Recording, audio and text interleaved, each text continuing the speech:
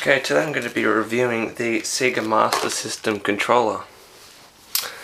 You could say that the Sega Master System controller is probably one of the most basic controllers ever made compared to our high-tech controllers today.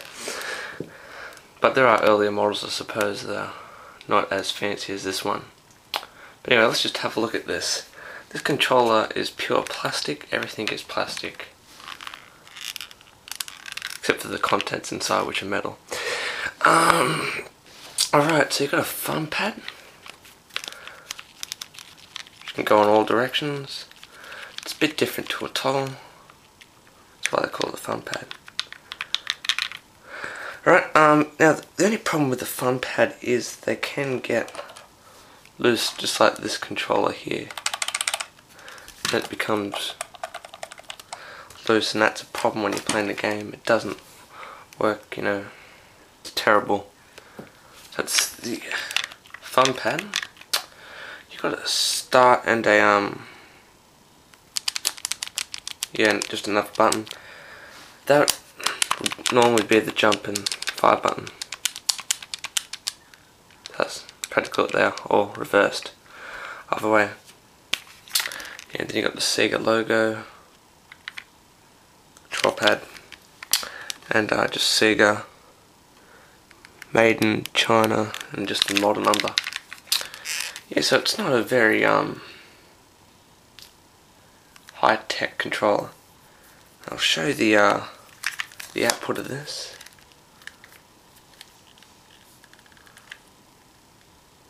Right. Now, just so you know, the Sega Mega Drive controller, which I've got here, will also work on your Master System, okay? All you need to do is just exclude that button, the start button, and that is a Sega Master System controller. So you got your two buttons and your thumb pad, and as I showed you before, this is very loose, and that's just poor. So you're looking to get a controller, make sure it has got a firm thumb pad, controller pad. Otherwise, you're not going to enjoy your gameplay as much as you could. Okay, and you may also notice this has got a start button.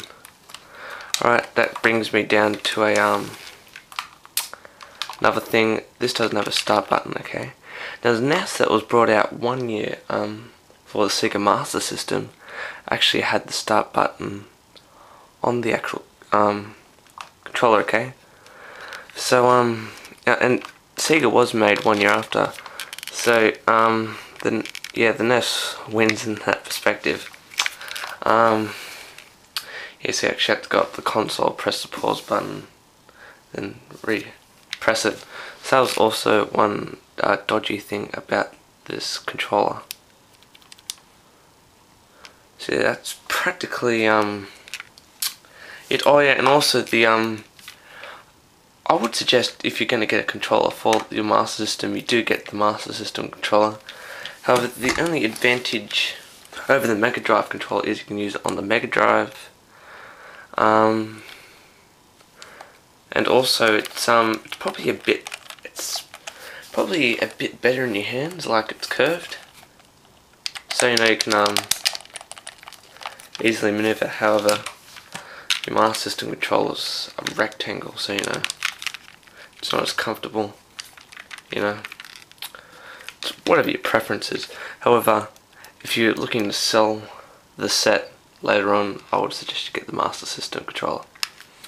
So that's practically it for the Sega Master System controller.